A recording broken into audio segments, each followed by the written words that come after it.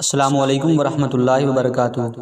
سامعین، آج میں 11 وبائیں بتاؤں گا۔ وہ ایسی بڑی وبائیں تھیں جنہوں نے دنیا میں بہت سارے نقصان کیے، یعنی وہ عالمی وبائیں کہلاتی تھیں، اور ساتھ ہی کرونا وائرس پہ روشنی ڈالوں گا۔ تو جو سب سے بڑی وبا پھیلی وہ وبا طاعون کہلاتی ہے۔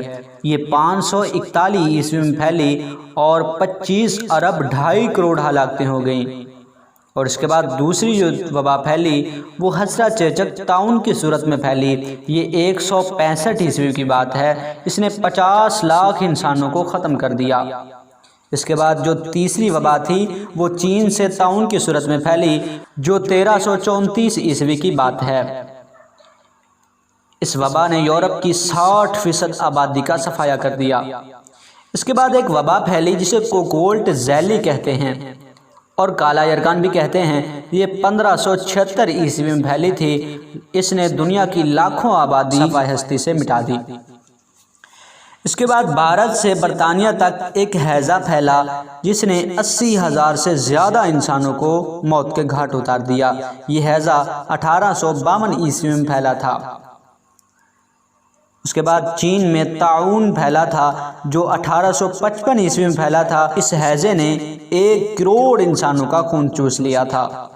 اس کے بعد ایک اور وبا چین سے پھیلی جو فلو اور انفلوئنزا کی وبا ہے، اور اس نے 20 لاکھ کے قریب انسانوں کا صفایا کر دیا۔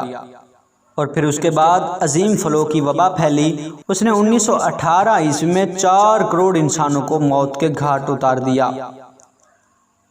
اور 1920 سے 1960 تک ایڈز نے 6.5 کروڑ انسانوں کو متاثر کیا، جس میں سے 2.5 کروڑ انسان زندگی کی بازی ہار گئے۔ تو اب 11ویں بڑی وبا کا نام کرونا وائرس ہے۔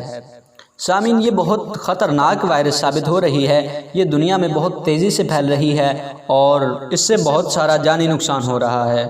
یہاں پر جو سب سے اہم بات ہے وہ آپ کو بتاتا چلوں، جو ایک حیرت انگیز بھی بات کہی جا سکتی ہے کہ آج سے تقریباً 39 سال پہلے ایک کتاب لکھی گئی جسے دی آئز کے نام سے جانا جاتا ہے۔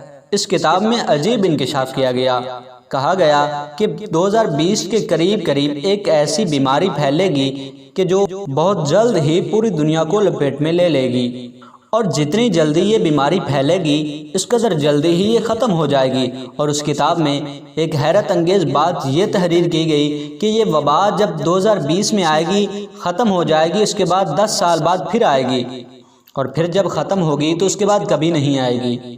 تو سامعین، یہ وبا بھی ایک بہت بڑا مسئلہ ہے، یعنی اسے اللہ تعالیٰ کا عذاب کہہ لیجئے۔ تو ہمیں چاہیے کہ ہم اللہ تعالیٰ سے معافی مانگیں تاکہ اللہ تعالیٰ ہم سے یہ عذاب ہٹا لے۔